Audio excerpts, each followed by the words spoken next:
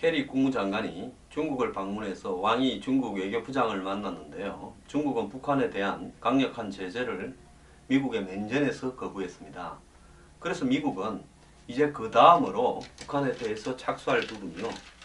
두 가지입니다. 하나는 사드의 한국 배치와 세컨더리 보이콧이라는 대중국 압박 카드를 꺼내고 있다고 월스트리트 저널하고 뉴욕타임스가 보도했습니다.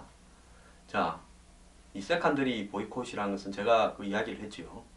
북한과 거래하는 중국의 금융기관이나 기업에 대해서도 미국의 기업이나 이 은행들이 거래하지 않는다라는 부분을 이야기하는 겁니다.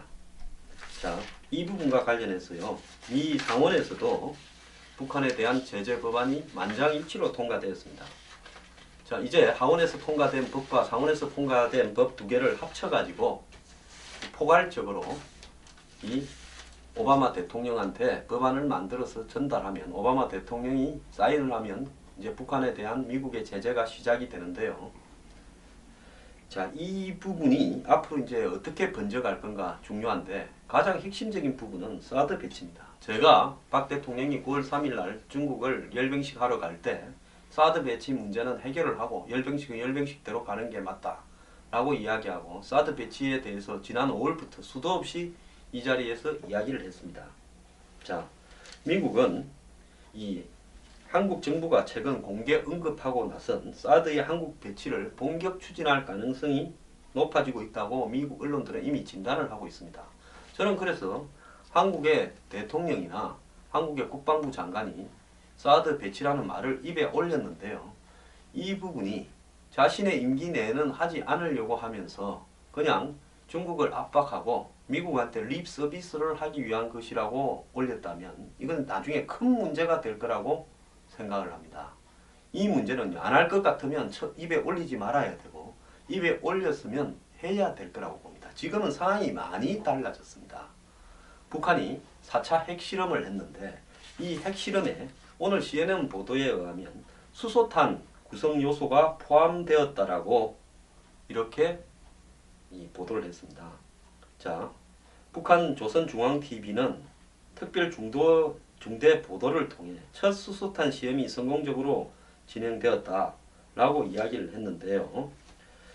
자, 이 부분과 관련해서 미국 측에서는 이 북한이 실시한 핵실험에서 수소탄과 관련된 구성 요소를 부분적으로 시험했지만 실패했다 이렇게 이야기를 했는데 어쨌든 이 수소탄 부분을 북한이 그렇게 주장하고 있고 미국은 인정하지 않는다 하더라도 북한이 시도한 것은 사실이고 북한이 일주일 내에 13,000km를 날아갈 수 있는 ICBM 대륙간 장거리 미사일을 탄도탄을 발사할 것이다 라는 그런 보도를 했습니다.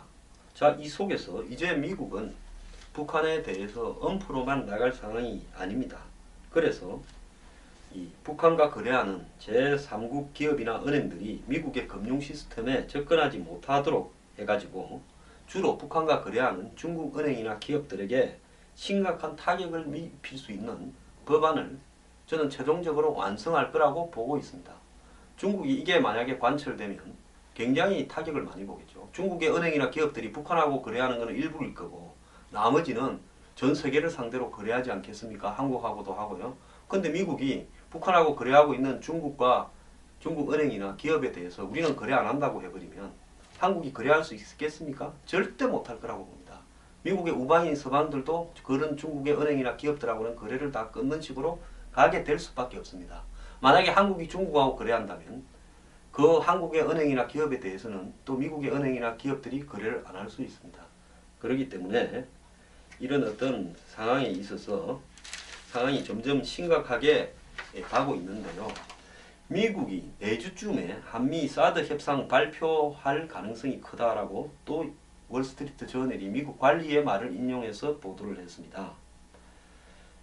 자, 미국은 한국과 고고도 미사일 방어 체계인 사드의 한국 배치 문제에 관해서 협상 중임을 이러면 다음 주에 발표할 가능성이 크다고 월스트리트 저널이 미국 관리의 말을 인용해서 보도했다고 합니다.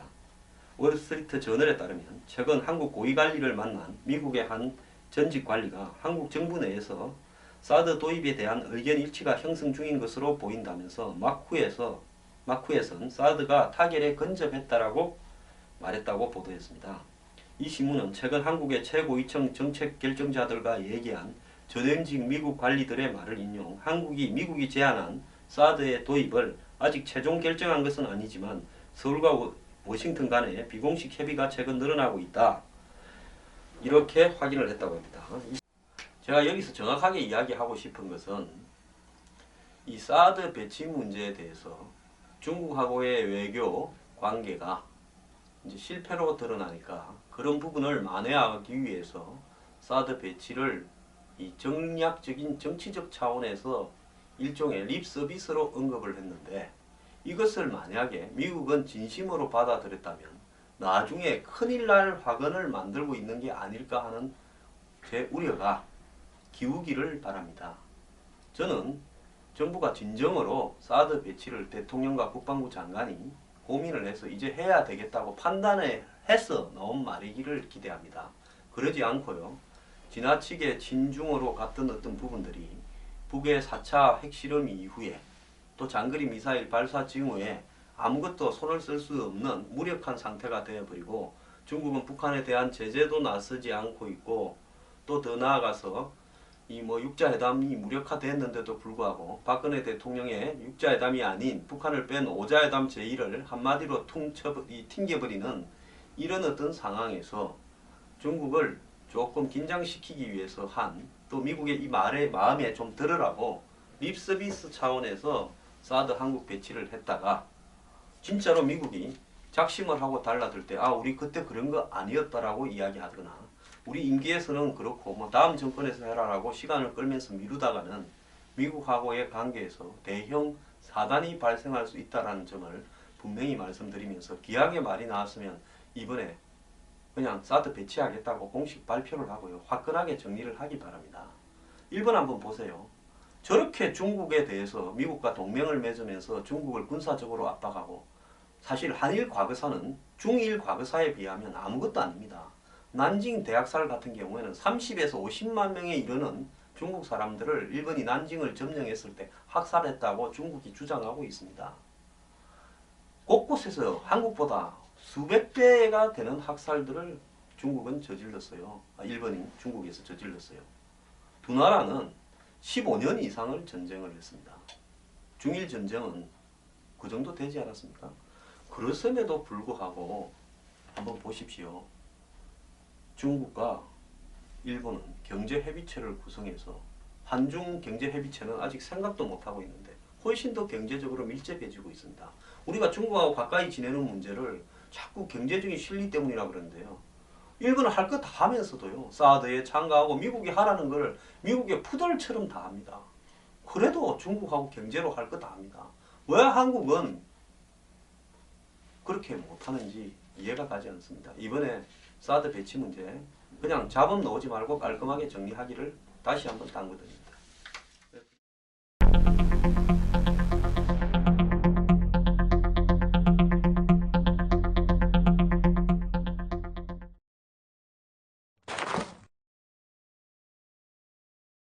북한이요, 1월 6일 4차 핵실험 직후에 지금 한 달도 안 됐는데 장거리 미사일을 또 발사하겠다고 나오는 이유는 중국이, 미국이나 한국이, 일본이 요청하는 대북 제재에 나서지 않고 제재를 거부하고 나서니까 이제 자기 편과 아닌 편 사이에 간격이 확실히 벌어졌다라고 자신을 하게 되었습니다.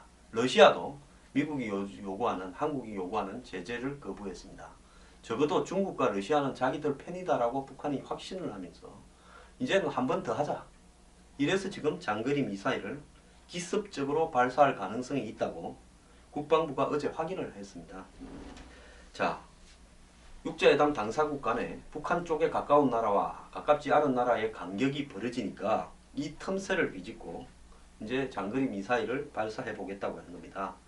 즉 4차 핵실험 이후에 유엔 안보리나 미국에 북한에 대한 제재 강화에 아랑곳하지 않고 해보려면 해봐라고 하면서 30대 초반의 김정은은 마이웨이식 도발을 더 가속화하고 있습니다. 이 친구 봤을 때요, 세계적인 사고를 치게 생겼습니다. 저는 한국이 북한의 재래식 도발에 대해서도 굉장히 조심해야 된다고 보고 있습니다. 과거에 김일성이나 김정일이는 수십 년간 통치를 해보면서 한마디로 미국이 얼마나 무섭고 전쟁을 했을 때 자기들은 얼마나 피해를 당할 것인가를 알고 있기 때문에 전쟁을 결정적인 순간에 자제했습니다. 도발 전쟁 위기는 몇 번 있었죠. 그런데 이 30대 초반의 김정은은 지금 하는 행태를 보면요, 측근들이 계속 바뀌고 숙청당하고 날리고 하면서 심지어 뭐 유아파인 김양근이까지 날려버리지 않았습니까? 이런 상황에서 김정은이 무슨 짓을 못할 거라고 생각하는 것은 저는 굉장히 잘못된 거라고 생각합니다. 어떤 짓이든 다 할 수 있을 것이다 라고 보고 있습니다.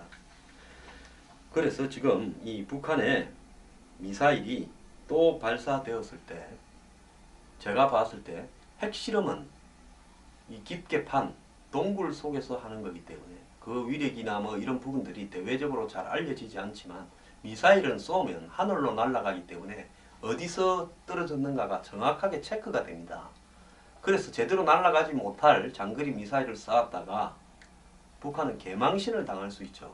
그래서 북한이 실제로 장거리 미사일을 쏜다면 이번에 핵실험을 했던 것보다도 훨씬 더 이 미국이나 한국이나 이런 측에 위협이 될 수 있는, 검증될 수 있는 협박용으로 쏠 거라고 보고 있습니다. 그렇기 때문에 이번에 쏘면 10,000km를 훨씬 더 날아가 가지고 미국 근처에 떨어지는 그런 수준의 미사일을 쏠 거라고 봅니다. 그게 안 되면 안 쏘겠죠. 그 쏘다가 망신당하고 전부 쏘려면 쏴봐라. 이 새끼들 기술도 안 되는 놈들이 뭘 쏘냐. 이런 소리 듣지 않겠습니까? 그렇기 때문에 지금 이런 부분들을 우리가 이 앞으로 장거리 미사일을 쏘고 난 다음에는 뭘 할 거냐.